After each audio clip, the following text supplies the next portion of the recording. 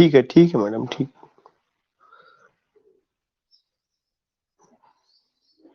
Please mute yourself, हर आदमी अपने आप को म्यूट कर ले।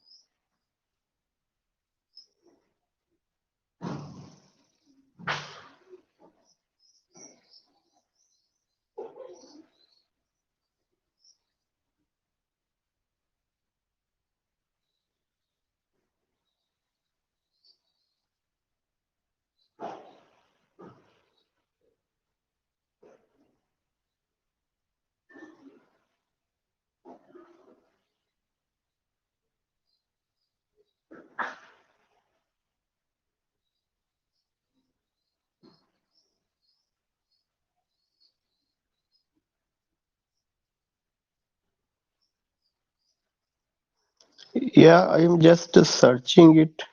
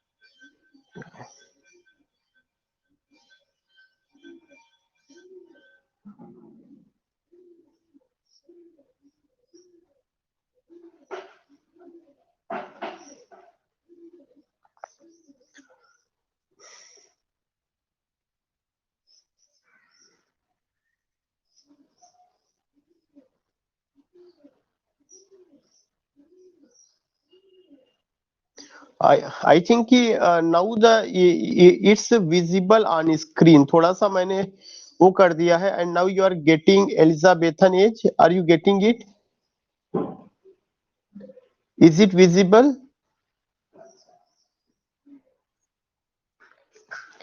Uh, remember that कि when we talk about Elizabethan age, so already I have delivered a lecture on this age, but I have not gone with the literary figures and their works.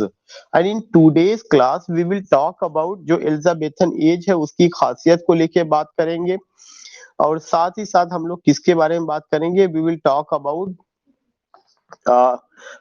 उसके जो writers हैं, बड़े writers जिनका नाम मैंने लिया था उसको लेकर के हम बात करेंगे। तो एक तो सबसे इंपॉर्टेंट चीज ये है कि जो एलिजाबेथन एज है, इसमें एक पॉइंट रखा गया कि queen Elizabeth was the daughter of Henry eighth by his second wife. तो ये एक तो उनके जो फादर थे वो हेनरी एट्थ थे। दूसरा चीज, क्वीन एलिजाबेथ स्टुअर्ट डायनेस्टी से बिलोंग करती हैं।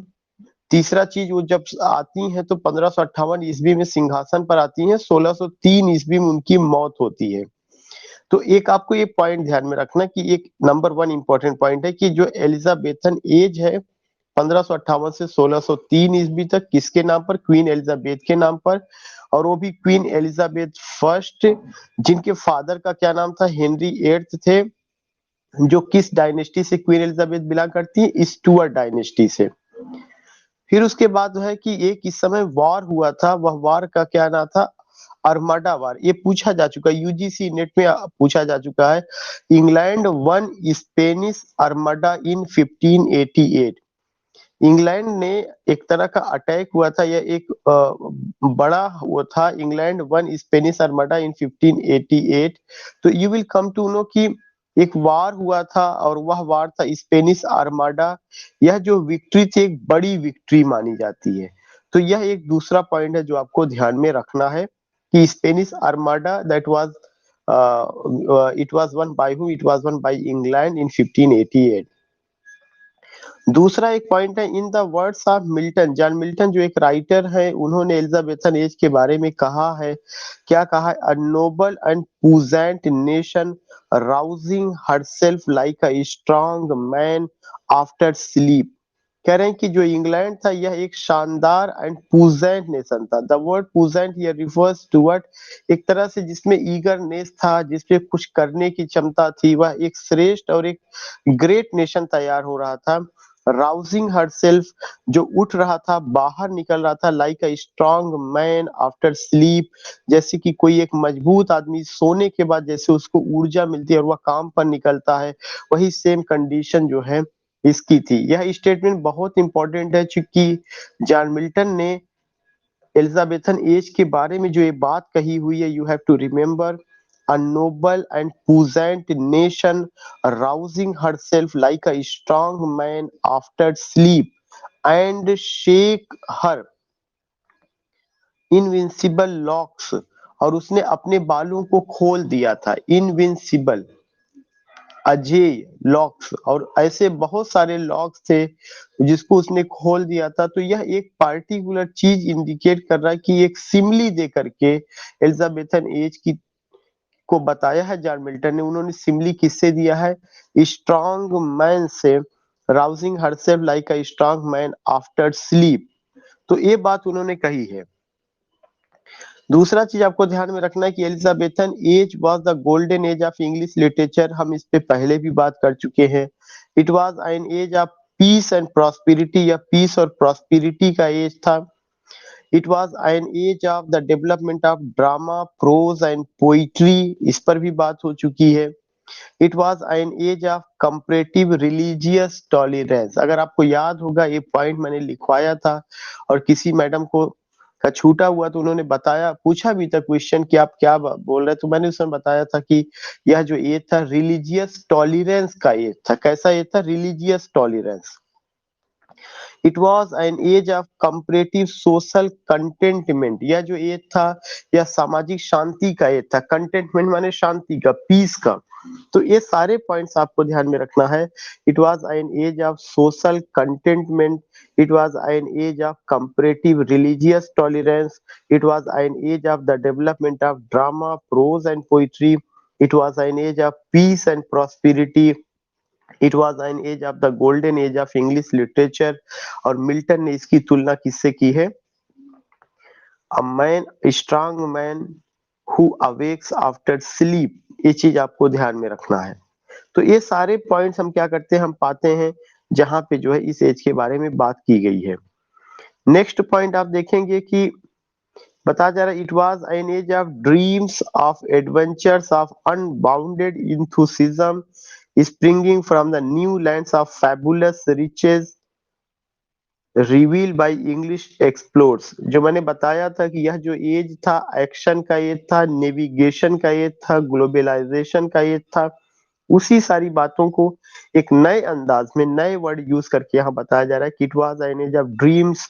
यह एक ऐसा एज था जहां लोगों ने एक तरह से तसव्वुर करना शुरू किया था, एक इमेजिन करना शुरू किया था, कि ख्वाब देखना शुरू किया था क्या क्या हो सकता है। तो यह ख्वाबों का एज था, लोगों ने ख्वाब देखना शुरू किया और उस ख्वाब को हकीकत में तब्दील करने की उन्होंने कोशिश की। It was an age of dreams, of adventure का एज था, ऑफ अनबाउंडेड इंथुसिज्म। यह एक ऐसा एज था जो अनबाउंडेड इंथुसिज्म था, मतलब उत्साह से लोग लबरेज थे, उनका उनके उत्साह में कोई बाउंड्री नहीं थी। अनबाउंडेड, उनका उत्साह इतना ज्यादा था कि वह लिमिटेड नहीं था, उसको बांधा नहीं जा सकता था। Unbounded enthusiasm springing from the new lands of fabulous riches, जो एक नई दुनिया से निकल करके आ रहा था और जहां पर बहुत सारी जो है रिचेस थी।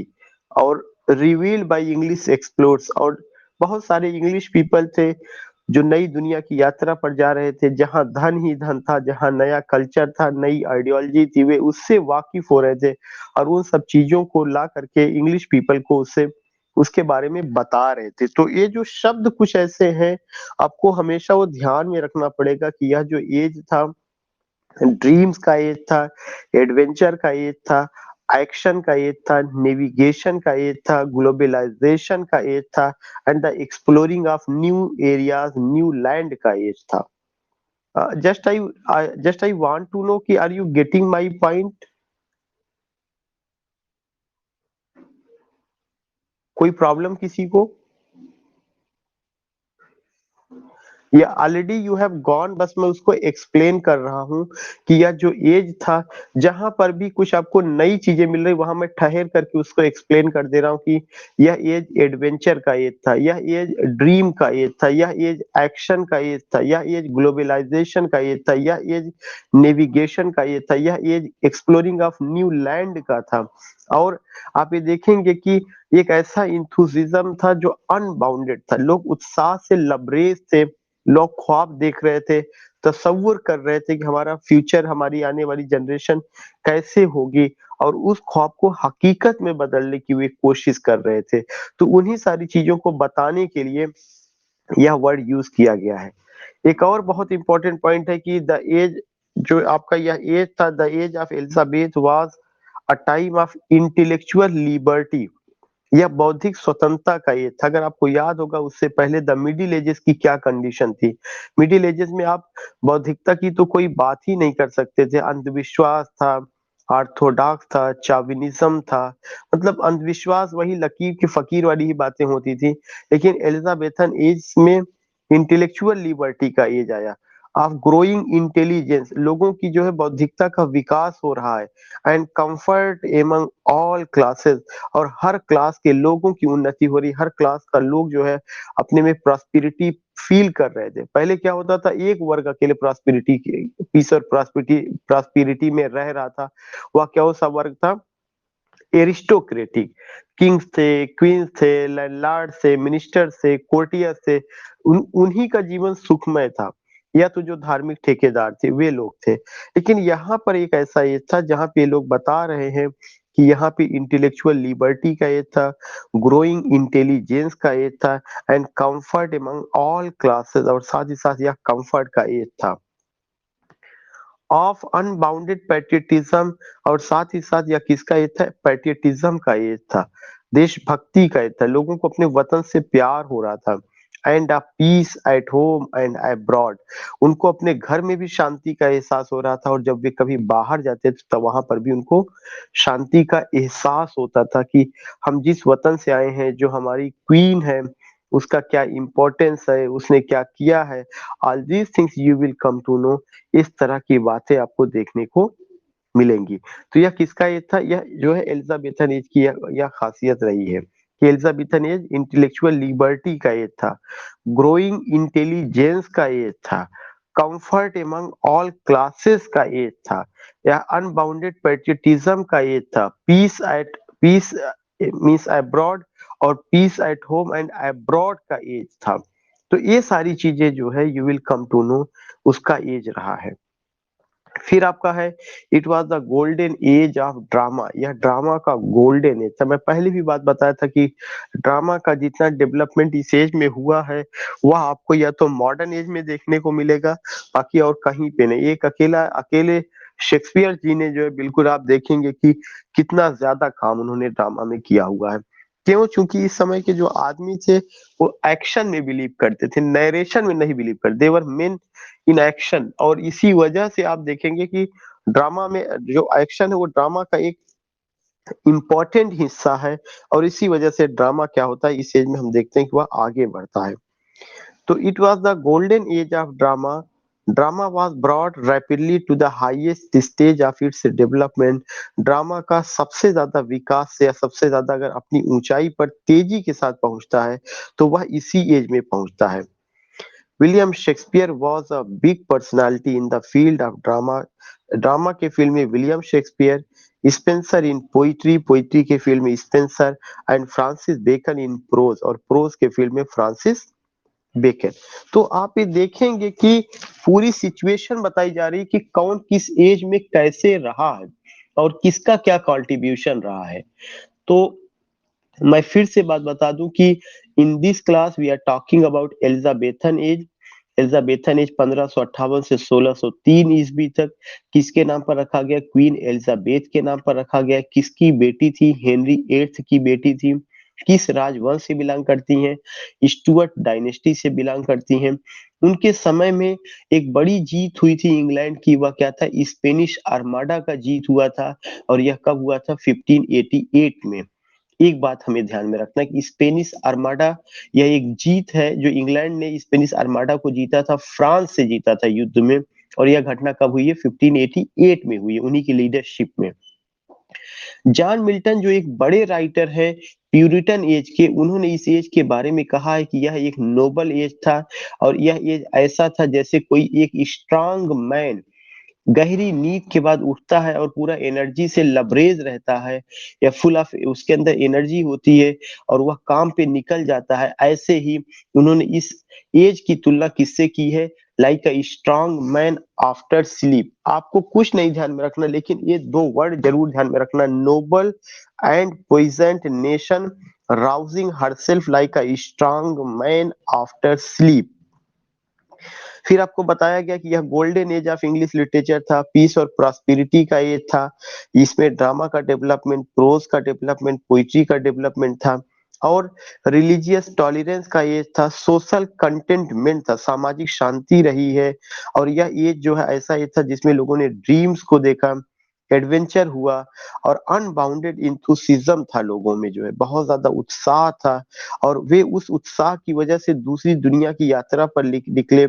और दूसरी दुनिया के जो धन थे, जो वहाँ का कल्चर था, जो आइडियोलॉजी थी, वह सब आकर के उन्होंने इंग्लिश पीपल को बताया कि इस तरह की भी एक दूसरी दुनिया, जिसको मैंने आपको क्या नाम दिया था? Navigation, globalization, exploring of the new world या न्यू लैंड, नए नई दुनिया की यात्रा पर जाना, उसके बारे में समझना, उसके बारे में बात करना, यह उसका एज था।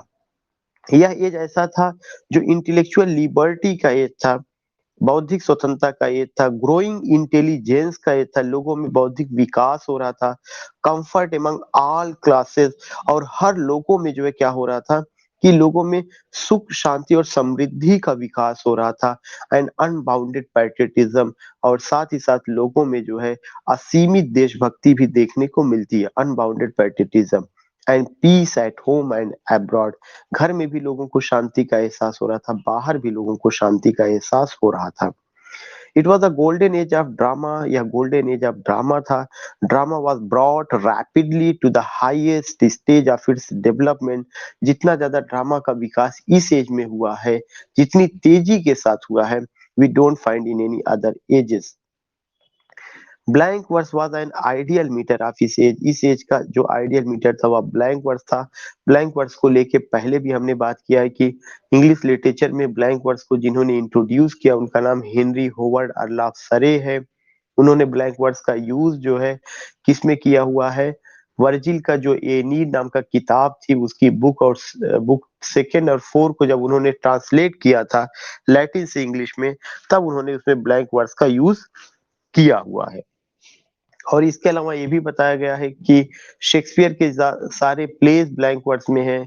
जॉन मिल्टन का पैराडाइज लास्ट और पैराडाइज रिगेन्ड आपका ब्लैंक वर्स में है। और ब्लैंक वर्स आपका ideal meter Elizabethan age, Jacobean age, age of Milton, Caroline age, उसके बाद रोमांटिक एज, विक्टोरियन एज, इन सब में एक आइडियल मीटर रहा है। ब्लैंक वर्स को ब्लैंक वर्स इसलिए कहा जाता है कि वह अनराइम्ड फॉर्म ऑफ वर्ड्स है।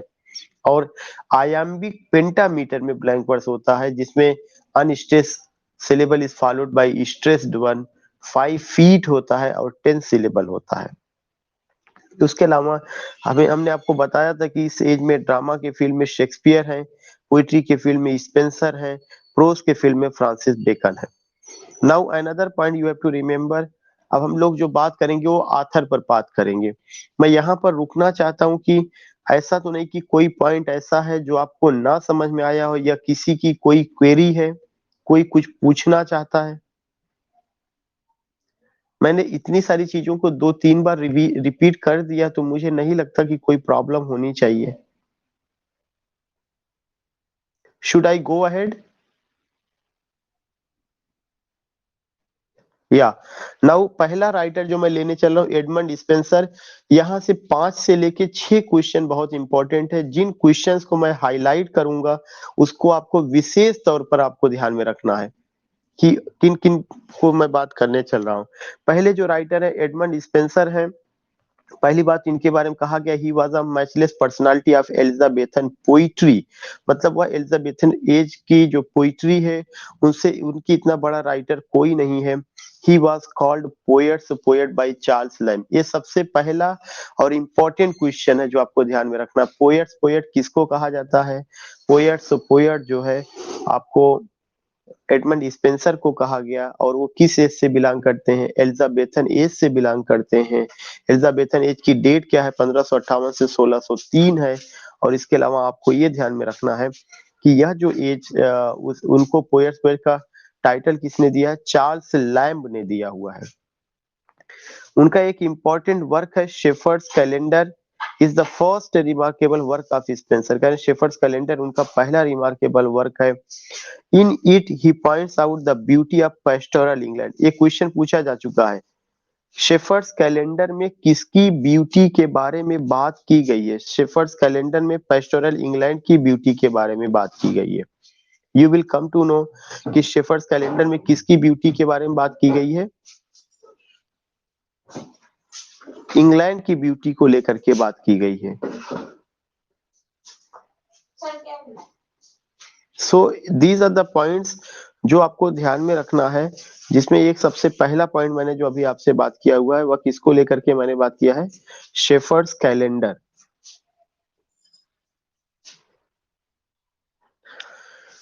उसके बाद जो है I I will take only 1 minute. मुझे थोड़ा सा बस 1 मिनट दे दी। अगेन आई एम हियर, बस 1 मिनट।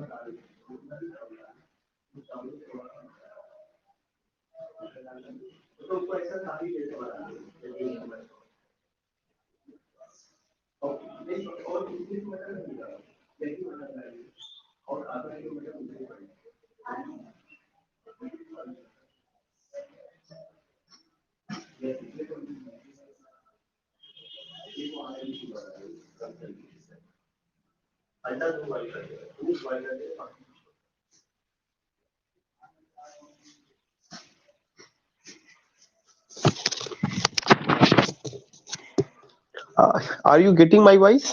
Hello hello.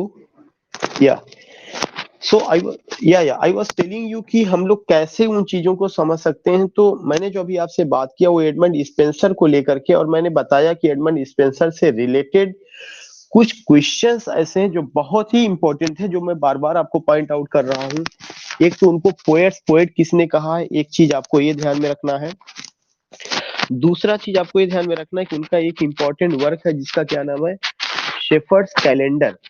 और यह जो शेफर्ड्स कैलेंडर है, इस शेफर्ड्स कैलेंडर में उन्होंने the beauty of pastoral England, देखिए इंग्लैंड से पहले जो शब्द आया, कौन सा वर्ड आया हुआ, पैस्टोरल इंग्लैंड। पैस्टोरल का मतलब हो गया यहाँ पे ग्रामीण अंचल। जो इंग्लैंड, गांव का जो इंग्लैंड है वो कैसे खूबसूरत नजर आता है, उसको लेकर के उन्होंने बात किया है। और उन्होंने जो बात किया है, कब से बात किया, फ्रॉम जनवरी टू दिसंबर। जनवरी के मौसम में ग्रामीण इंग्लैंड कैसे नजर आता है, फ्रॉम जनवरी से लेकर दिसंबर तक उन्होंने बात किया हुआ है। तो शेफर्ड्स कैलेंडर उनका एक रिमार्केबल वर्क है, जिसमें उन्होंने किसके बारे में बात किया है, पैस्टोरल इंग्लैंड के बारे में बात किया है। The poem is divided into 12 इक्लाग्स। जो पोएम है यह 12 इक्लाग्स में डिवाइड की गई। ये क्वेश्चन पूछा जा चुका है कि इक्लाग क्या होता है। इक्लाग एक ऐसा लिटरेरी टर्म है, एक ऐसा शब्द है जो पेस्टोरल पोयम से रिलेटेड होता है, ध्यान में रखिएगा। Eclogue is related to pastoral poem. Ballad में नहीं होगा, एपिक में नहीं होगा। एपिक आप देखेंगे किताबों में डिवाइड किया जाता है, मॉक एपिक कैंटो में डिवाइड किया जाता है, लेकिन पेस्टोरल पोयम्स को किस में डिवाइड किया जाता है, इक्लॉग में। You will come to know it is associated with what, it is associated with pastoral poems. The poem is divided into 12 eclogues. इसको 12 इक्वलाग्स में बांटा गया है with the name of months, जो 12 महीने हैं, जैसे अभी मैंने बताया from January to December. The poem publish in 1579, 79 में पब्लिश हुआ है। In it Spenser is himself Colin Clout. It's a very important question from the perspective of UGC net, कि इसमें जो कॉलिन क्लाउड जो कैरेक्टर है वह किसको रिप्रेजेंट करता है। कॉलिन क्लाउड किसी को नहीं रिप्रेजेंट करता, बल्कि यह स्पेंसर को रिप्रेजेंट करता है। इन अप्रैल इकोलॉग में he talks about queen Elizabeth. ये सबके लिए इंपॉर्टेंट है कि शेफर्ड्स कैलेंडर के किस महीने में उन्होंने क्वीन एलिजाबेथ के बारे में बात किया है, तो अप्रैल के महीने में। पूरी पोयम में जो है कब से कब तक बात की गई है, फ्रॉम जनवरी टू दिसंबर बात की गई है। पोयम कौन सी है, पोयम एक तरह का शेफर्ड्स कैलेंडर नाम से ही पता चल रहा है कि यह पेस्टोरल पोयम है। इसमें किसके बारे में बात किया गया है, पेस्टोरल इंग्लैंड के बारे में बात किया गया है। कब से कब तक बात किया गया है, जनवरी से दिसंबर तक बात किया गया है। स्पेंसर ने अपने आप को किस कैरेक्टर के रूप में प्रेजेंट किया है, कॉलिन क्लाउड के रूप में प्रेजेंट किया है। क्वीन एलिजाबेथ को उन्होंने किस महीने प्रेजेंट किया है, अप्रैल के महीने में प्रेजेंट किया हुआ है। एंड इन अक्टूबर इकलॉग में ही describes about high Renaissance. High Renaissance को लेकर के उन्होंने कब बात किया है, किस महीने में, अक्टूबर में। और इकलॉग क्या है, इकलॉग जो है एक तरह का डिवीजन ऑफ पेस्टोरल पोयम है। जब पेस्टोरल पोयम को छोटे छोटे एक तरह से हिस्सों में बांटा जाता है, तो उस पार्टिकुलर हिस्से को क्या कहा जाता है, इकलॉग कहा जाता है। मेरे ख्याल से आपको ये पोर्शन क्लियर हो गया, किसी तरह की कोई प्रॉब्लम।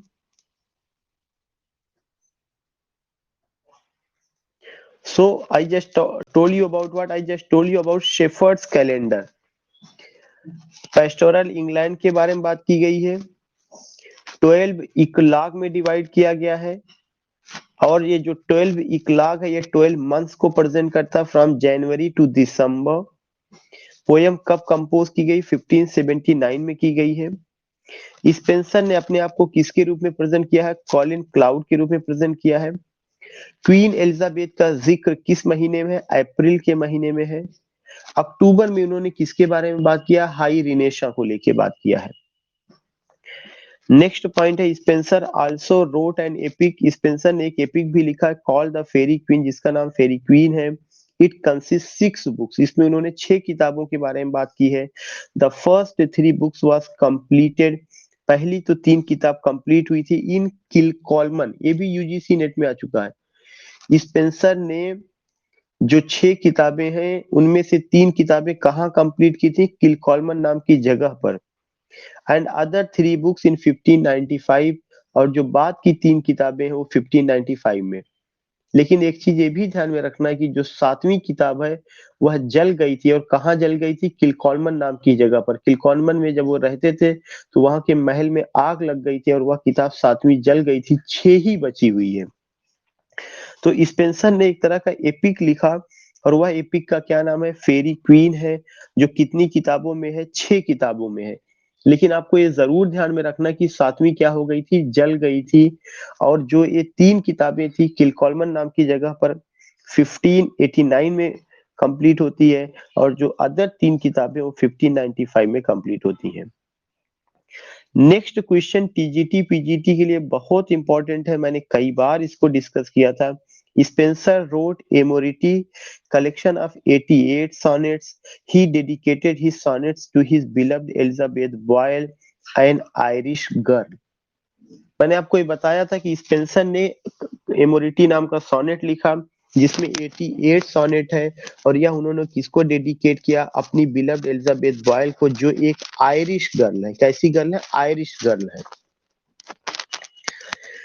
नेक्स्ट पॉइंट है स्पेंसर, हाँ, एपिथैलेमियन उनके ये एक लिरिक है। एपिथैलेमियन वाज कंपोज्ड इन 1594। एपिथैलेमियन को 1594 में उन्होंने लिखा। इन इट, इसमें स्पेंसर सेलिब्रेट्स हिज वेडिंग, वो खुद अपनी शादी की बात करते हैं। He married with Elizabeth boil, उनकी शादी एलिजाबेथ बॉयल से हुई जो पहले उनकी बिलव्ड थी। It is the most beautiful wedding hymn in any language. कह रहे हैं कि यह बहुत ही खूबसूरत शादी गीत है जो किसी भी भाषा में लिखी गई है। तो वेडिंग हिम्न कैसा गीत है? वेडिंग हिम्न, ये चीज आप ध्यान में रखिएगा। अगर कभी क्वेश्चन आता है कि एपिथैलेमियन क्या है, लिरिक है, एलिजी है, ओड है या वेडिंग हिम्न है, तो सीधे आपको किस पर टिक करना होगा? वेडिंग हिम्न, यह शादी गीत है। और एपिथैलेमियन वह शादी गीत होता है जो आदमी खुद अपनी शादी पर गाता है। इसी तरह से एक और पोयम है प्रोथैलेमियन। प्रोथैलेमियन वह शादी गीत है जो वह दूसरे की जो है शादी पर गाता है, उसको प्रोथैलेमियन कहा जाता है। So there are the two poems, एक एपिथैलेमियन है, यह भी वेडिंग हिम्न है। एक उन्होंने प्रोथैलेमियन लिखा था, वह भी वेडिंग हिम्न है। एपिथैलेमियन क्या होता है? सेल्फ मैरिज सॉन्ग होता है। प्रोथैलेमियन क्या होता है? अदर्स मैरिज सॉन्ग होता है। लेकिन आपको ध्यान में क्या रखना है? वेडिंग हिम्न। अभी तक मैंने 4 वर्क पर बात किया। शेफर्ड्स कैलेंडर, पेस्टोरल पोयम, फेरी क्वीन, एपिक, उसके बाद एमोरिटी कलेक्शन ऑफ सॉनेट। फिर मैंने किस पर बात किया? एपिथैलेमियन। यह आपका क्या है? एपिथैलेमियन को मैंने बताया यह वेडिंग हिम्न, शादी गीत है जो उनकी शादी से रिलेटेड है। इसमें उन्होंने अपनी वाइफ एलिजाबेथ बॉयल को जिक्र किया हुआ है। एक बहुत इंपॉर्टेंट क्वेश्चन जो टीजीटी पीजीटी के पर्सपेक्टिव से है। इन 1595 ही पब्लिश्ड एस्ट्रोफेल, उन्होंने एस्ट्रोफेल पब्लिश किया। एन एलिजी, जो एक शोक गीत है किसके ऊपर? On the death of his friend Sydney. बहुत ही इंपॉर्टेंट पॉइंट कि उन्होंने एस्ट्रोफेल नाम का एलिजी लिखा और जो यह एलिजी थी यह उनके अपने दोस्त सिडनी की मौत पर रही है। आपको याद होगा कि जो बातें जब मैंने फॉर्म्स ऑफ पोइट्री पढ़ाया था तो वहां पर भी मैंने जिक्र किया था कि हिस्ट्री ऑफ इंग्लिश लिटरेचर पढ़ना क्यों जरूरी है, या हिस्ट्री ऑफ इंग्लिश लिटरेचर कैसे दूसरी चीजों से एसोसिएटेड है। जो जो एस्ट्रोफेल, जो एमोरिटी मैंने आपको फॉर्म्स ऑफ पोइट्री में पढ़ाया था, जब सोनेट पढ़ा रहे थे तब मैंने एमोरिटी का जिक्र किया था।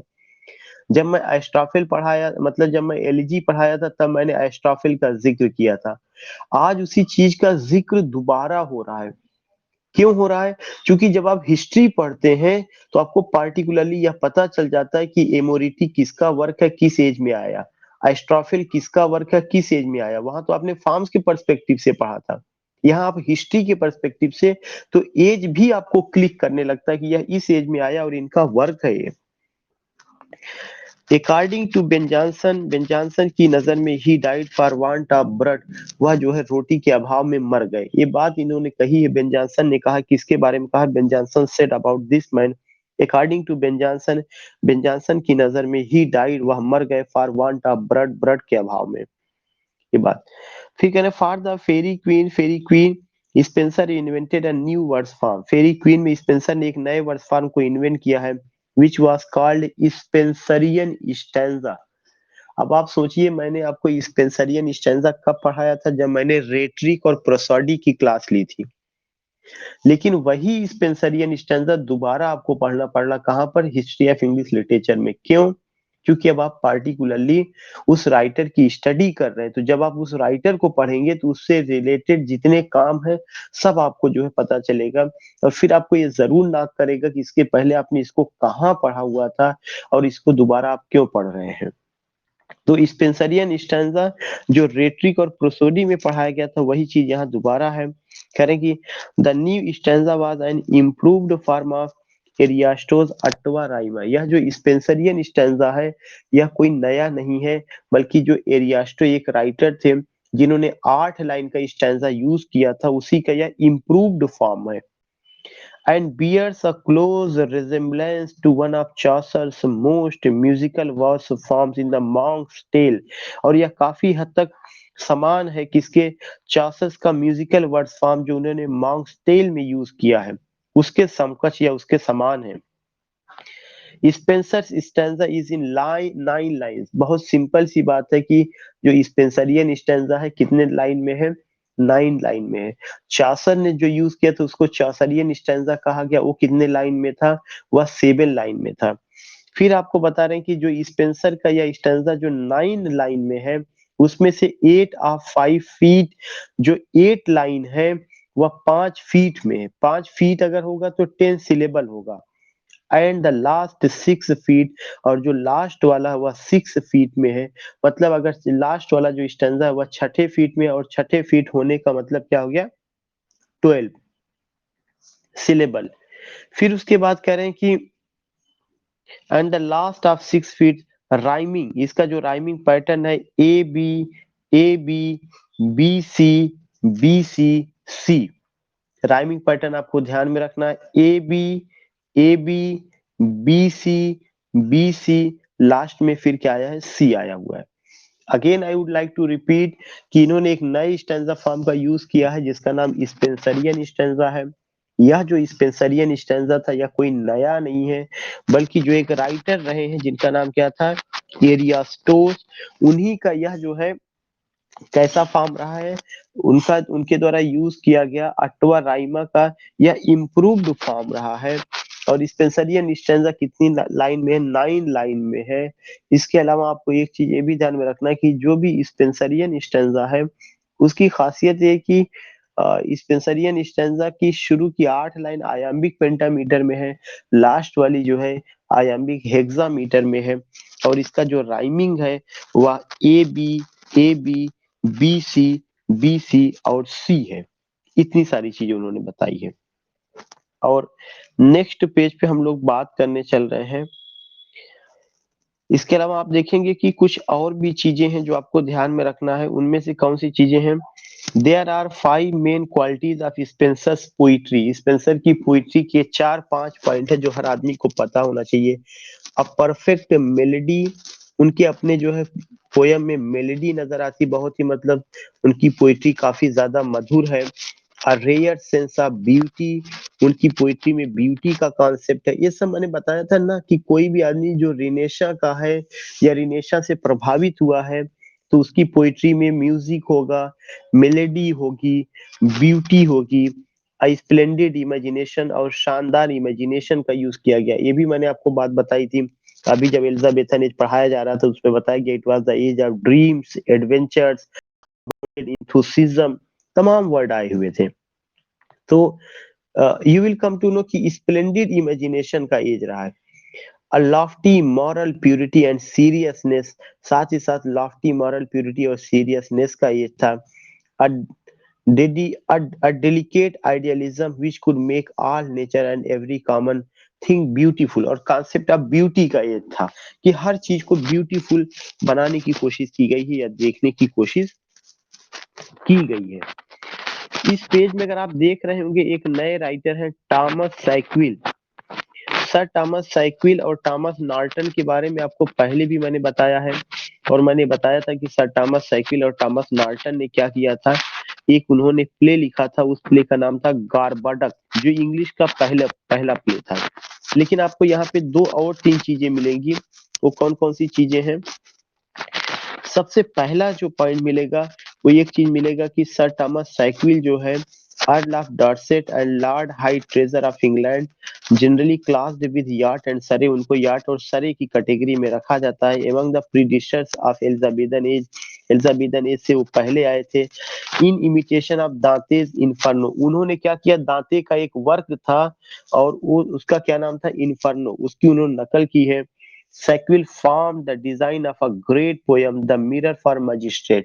ये यूजीसी नेट में पूछा जा चुका है। द मिरर फॉर मजिस्ट्रेट जो पोयम है, इसको किसने लिखा है, थॉमस सैकविल ने लिखा है। और इसको लिखने के लिए उन्होंने किसकी नकल की है, दांतेस के इन्फर्नो की नकल की है। और इसके पहले मैंने याद होगा कि दांतेस का मैंने नाम लिया था उनकी डिवाइन कॉमेडी को लेकर के। तो दांतेस का इन्फर्नो, दांतेस का डिवाइन कॉमेडी और थॉमस सैकविल का द मिरर फॉर मजिस्ट्रेट। लेकिन यह जो मिरर फॉर मजिस्ट्रेट है, यह जो है सामल थॉमस सैकविल ने लिखा है, लेकिन किसको कॉपी किया है, दांतेस की इन्फर्नो का। आगे है कि Sackville wrote also in connection with Thomas Norton. Thomas Norton के साथ जुड़ करके उन्होंने एक इंग्लिश ट्रेजेडी लिखा जिसका नाम है फेरेक्स एंड पॉरेक्स, कॉल्ड आल्सो गार्बडक, उसको हम गार्बडक के भी नाम से जानते हैं। ये बात हमने पहले भी आपसे डिस्कस किया था फॉर्म्स ऑफ ड्रामा को लेकर, ओरिजिन ऑफ ड्रामा को लेकर के, कि ये एक बहुत इंपॉर्टेंट पॉइंट है जो आपको देखने को यहाँ पर मिलेगा। और वह कौन सा पॉइंट है, तो वह पॉइंट यही है कि थॉमस सैकविल का क्या कंट्रीब्यूशन है, दो कंट्रीब्यूशन। वह दो कंट्रीब्यूशन कौन कौन सा है, पहला तो द मिरर फॉर मजिस्ट्रेट और दूसरा गार्बडक। अगर आपको द मिरर फॉर मजिस्ट्रेट नहीं भी याद है तो गार्बडक हर आदमी को याद रखना चाहिए।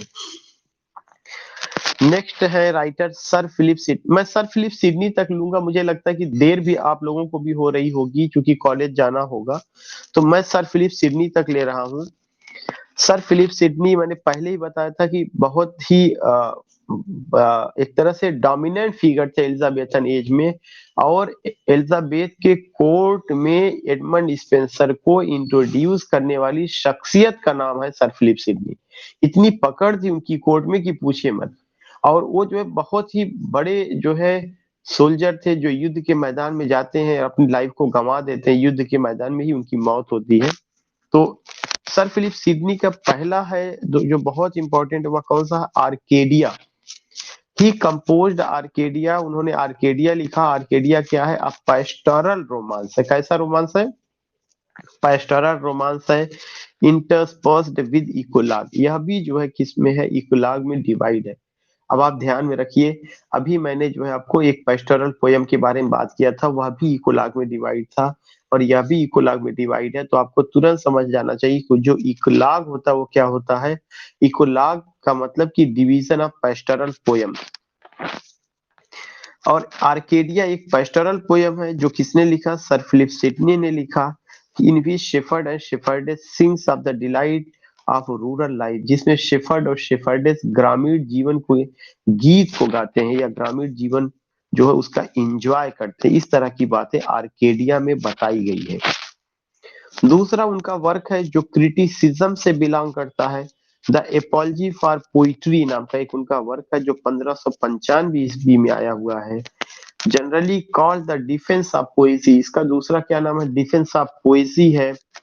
Appeared in answer to pamphlet, जो एक जो है जवाब में लिखा गया था किसके लिए, स्टीफन गोसॉन। ये यूजीसी नेट में पूछा जा चुका है कि सर फिलिप सिडनी ने अपनी क्रिटिकल बुक जो उनका एपोलॉजी फॉर पोइट्री है, जिसको डिफेंस ऑफ पोइट्री के भी नाम से जाना जाता था, वह किसके जवाब में उन्होंने लिखा है, स्टीफन गोसॉन, जिन्होंने एक किताब लिखा था द स्कूल ऑफ एब्यूज, जिसमें उन्होंने पोइट्री और पोएट्स की आलोचना की थी। तो सर फिलिप सिडनी कहते हैं कि स्टीफन गोसान को पता ही नहीं है कि पोइट्री क्या है, पोएट क्या है। और इसमें उन्होंने अपनी इस किताब एन एपोलॉजी फॉर पोइट्री या डिफेंस ऑफ पोइजी में वो कहते हैं कि जो पोएट है वह सीयर या प्रॉफिट है। पोएट तो पैगंबर होता है जो ईश्वर के संदेश को धरती पर पहुंचाता है। इतनी बड़ी पदवी उन्होंने दिया हुआ है। उन्होंने कहा है, क्या कहा है, the school of abuse, the apology is one of the first critical essay, यह पहला क्रिटिकल एसे था इन इंग्लिश, इंग्लिश में अगर आप देखेंगे कि क्रिटिसिज्म के पॉइंट ऑफ व्यू से अंग्रेजी में जो सबसे पहला काम किया गया इंग्लिश लैंग्वेज में, वह सर फिलिप सिडनी का ही रहा है। इसके अलावा एक और उनका एस्ट्राफेल और स्टेला नाम का एक उनका वर्क है, is a collection of songs and sonnets. यह कलेक्शन ऑफ सॉन्ग्स और सॉनेट्स है एड्रेस टू लेडी पेनिलोप, और यह किसको एड्रेस किया गया है? लेडी पेनिलोप डेवरेक्सु को। मैंने बताया था कि ये कलेक्शन ऑफ सॉनेट, मैंने पहले भी बताया था कि एस्ट्राफेल और स्टेला कलेक्शन ऑफ सॉनेट है जो किसको एड्रेस किया गया? लेडी पेनिलोप डेवरेक्स को, to whom Sidney had once been betrothed, जिससे एक बार सिडनी की जो है सगाई हुई थी। बेट्रॉथड प्रॉमिस फॉर मैरिज। उसके अलावा एक राइटर है जॉर्ज चैपमैन, उन्होंने कुछ नहीं किया है, इलियड, होमर की इलियड और ओडिसी का ट्रांसलेशन किया। दे रहा है कि his most famous work is the metrical translation of the Iliad and Odyssey. फिर नेक्स्ट वर्क है Chapman is remembered also as the finisher of Marlowe's Hero and Leander. Chapman को जो याद किया जाता है कि उन्होंने मार्लो की एक पोयम थी हीरो एंड लिएंडर, उसका उन्होंने क्या किया था? ट्रांसलेट किया था। तो आपको ध्यान में रखना कि जॉर्ज चैपमैन के दो वर्क, कौन कौन से दो वर्क है? एक तो उन्होंने इलियड, होमर की इलियड और ओडिसी का ट्रांसलेशन किया। दूसरा चीज जो है क्रिस्टोफर मार्लो की हीरो और लिएंडर का उन्होंने पूरा किया। अगर आप जॉर्ज चैपमैन को नहीं याद करते कोई फर्क नहीं होगा, लेकिन सर फिलिप सिडनी की एक एक पॉइंट को ध्यान में रखना पड़ेगा। थॉमस सैकविल, थॉमस नॉर्टन का गार्बडक ध्यान में रखना पड़ेगा, और एडमंड स्पेंसर पे जितनी बातें की गई वो ध्यान में रखनी पड़ेंगी। नेक्स्ट पॉइंट आपका दे रहा है ओरिजिन ऑफ ड्रामा। इस पर मैं पहले भी बात कर चुका हूं और मैं इस पर अब बहुत ज्यादा बात नहीं करूंगा। मैंने आपको ड्रामा का ओरिजिन के बारे में बताया, इसमें बता रहे हैं ड्रामा है क्या, ड्रामा के लिए क्या क्या चीजें जरूरी होती हैं। फिर इसके अलावा उन्होंने ये भी बताया कि ड्रामा जब शुरू में आया तो क्या था? मिरेकल प्ले था, मिस्ट्री प्ले था, मोरालिटी प्ले था, इंटरल्यूड था। जो आपका मिरेकल प्ले था वह जो सेंट्स की लाइफ पर, मिस्ट्री प्ले जीसस क्रिस्ट की लाइफ पर, morality play common righteous man, और उसका एक एग्जांपल है एवरी मैन। और इसके अलावा जो है इंटरल्यूड लैटिन वर्ड है जिसका मतलब होता है बिटवीन द प्ले।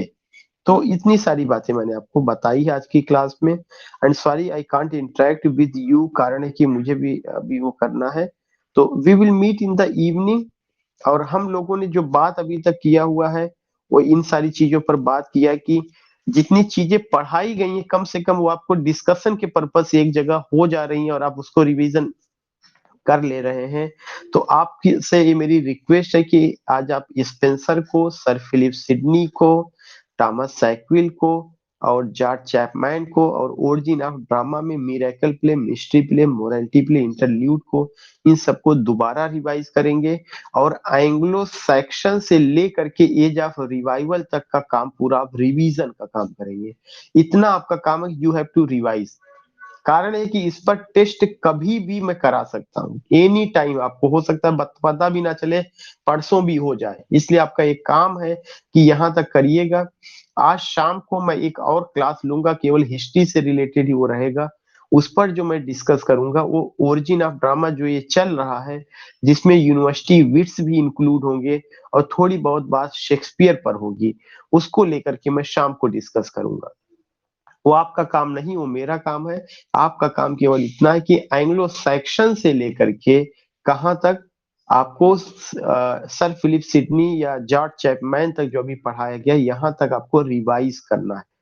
शेक्सपियर के जितने प्लेस पढ़ाए जा रहे हैं उनको आपको रिवाइज करना है, क्योंकि जैसे ही एलिजाबेथन एज खत्म होगा तो हम शेक्सपियर भी तब तक कंप्लीट कर लेंगे। अब शेक्सपियर में बहुत बातें नहीं करनी, ज्यादा एक आध दो कॉमेडी और होगी, द टेम्पेस्ट पे बात करनी है, थोड़ा सा उनका रोमन प्ले है, कुछ हिस्टोरिकल प्ले है।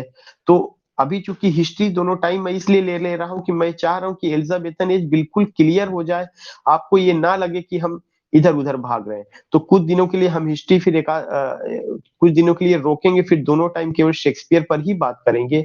अभी तक जो मैंने आपको बात किया है, ताकि हिस्ट्री एंग्लो सैक्सन से लेकर एलिजाबेथन एज तक जहां तक टेस्ट कराना है वहां तक बिल्कुल क्लियर रहे। तो we will meet in the evening same time. And I feel regret that I got late, लेकिन जितना मुझे पढ़ाना था उतना मैंने कंप्लीट कर दिया। मैं करीब आधा घंटे लेट हुआ था, doesn't matter. So I think now I should close the recording. We will meet in the evening and I can't ask any question to you क्योंकि हमें भी जाना आपको भी ठीक हो